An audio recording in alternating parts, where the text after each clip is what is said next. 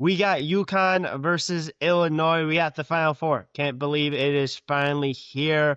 UConn coming into this game, obviously, with a massive, impressive comeback win over Duke. And Illinois completely dominated Houston throughout that whole game. So both teams getting here a little bit differently, but both teams playing pretty well, especially for how UConn finished shooting against Duke. Illinois, again, just a dominant performance against Houston. I'm really, really excited for this game. Illinois currently a 1.5 point favorite against this UConn team. I think this is going to be a really fun matchup, especially at the guards position. Kean Wagler has been absolutely massive for this Illinois team. Obviously, all season, he's had some really good games, had some kind of down games towards like the middle to end part of the season, but he's been really, really good for Illinois. I think Kylan Boswell is going to be absolutely massive, especially on the defensive end. I think he's been the best defensive guard that Illinois has had. I think he's going to be a really, really big part to this offense. And obviously, you look at the kind of the size of Illinois in the front court, right? They're just going to be absolutely massive. This is an Illinois team that's going to be shooting a ton of threes. This is an Illinois team that's going to obviously try to stretch Terrace Reed out to defend the three. He's going to absolutely have to, just the way that this Illinois offensive just team is set up overall. This is an Illinois offense that a lot of people know that is very, very good. They're ranked second in the country offensively. They shoot a ton of threes. They're not the greatest team at shooting three. They're about like 131st in the entire country at shooting three percentage, but when it comes to just 3-point rate, they're going to put up a ton of threes every single game, and if they're hitting those threes, this is an Illinois team that is very, very difficult to stop. Now, if you really look at what UConn does, UConn is pretty decent at defending the three. They only hold the other team to about a little under 31% on the year. If you really look at what Illinois is shooting about 35%. That is absolutely going to massive. Defending the three is going to be a huge part of what UConn is going to want to do defensively. And then offensively for UConn, I think Terrace Reed is going to be an absolutely massive part of this offense. He's been the guy that has really kind of kept UConn in these games, especially when UConn was struggling from three. And they absolutely were mightily against that Duke team before finishing the game 4-5. Obviously, Braylon Mullen's going to be a big part of this game, in my opinion. I wonder if really that three that he made against Duke will kind of get him going offensively, will allow him to make more shots. I think shooting is one of those things of, it's really about confidence, right? Like, these college shooters are really good because not only they're confident, but because of their ability to make shots. And I think sometimes some of these guys get in their heads. I think obviously UConn was getting their heads a little bit against Duke, but obviously once they started coming back and started hitting some shots, that's going to be really the biggest difference of the Duke game. And I think obviously the biggest difference of this UConn Illinois team.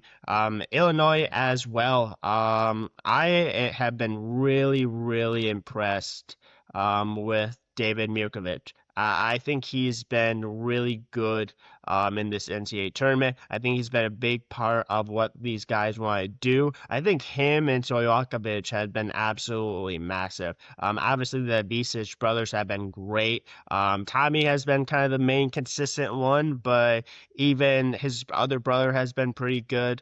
This is a really big Illinois team, and obviously UConn does have some size, especially a guy like Alex Karaban. I think Alex Karaban's going to have to shoot much better than what he did last game in order for UConn to have a chance. But there's a reason why this is a 1.5 point spread, right? There's a reason why. That's because both of these teams, in my opinion, deserve to be here. Both of these teams are really good offensively and defensively. If you look at Illinois, offensively, I've already mentioned second in the country. Defensively, they're 21st. If you look at UConn, it's a little bit different of a spread, a little bit of an opposite way. UConn is 22nd offensively, 12th according to Bart Torbeck defensively. These are going to be two teams that's really going to rely on kind of what they do well. And I think that if Illinois has the defensive performance they had against Houston, I think this is a game where Illinois wins and goes to the national championship. I think that defensive appearance, that defensive mindset that they had of being aggressive,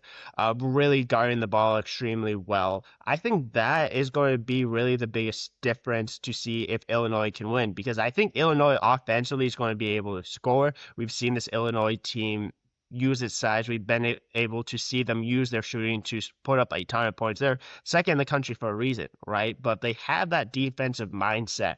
I really do think that there's a real possibility that they end up winning this game and end up being probably further than the 1.5. Do I expect this game to be this close? Yeah, I fully do because you have two great coaches. Brad Underwood, obviously, first time in the Final Four in a really long time. First time for him overall versus Dan Hurley. And if you talk about coaching matchups, I think there's a coaching mismatch in this one. And I don't think that's anything against Brad Underwood, right? I think Brad Underwood is a great coach. I think he has been a great coach. But this is an unusual situation for him. This is an unusual situation for Illinois. This is a situation that Dan Hurley is very comfortable in. This is a situation that Dan Hurley understands. He's been 3 out of the last 4 years to a Final Four. Yes, is this Illinois team a better team? Absolutely. I think Illinois is a better team than this UConn team.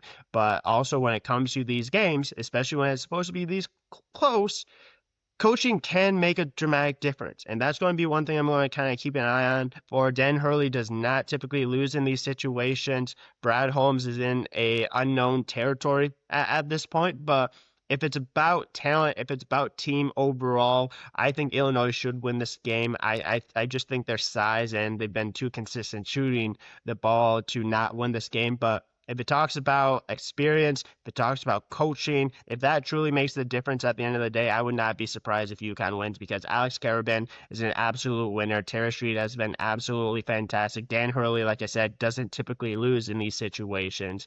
I truly think it's about who's going to have a little bit more advantage. And if Illinois isn't hitting shots, if UConn's doing well defensively, especially the three, I think coaching and really kind of being there, having that experience, especially in this situation, is going to be absolutely massive and helpful for UConn, especially because there's a real possibility Illinois can come out with too much energy. That's such a thing in these situations.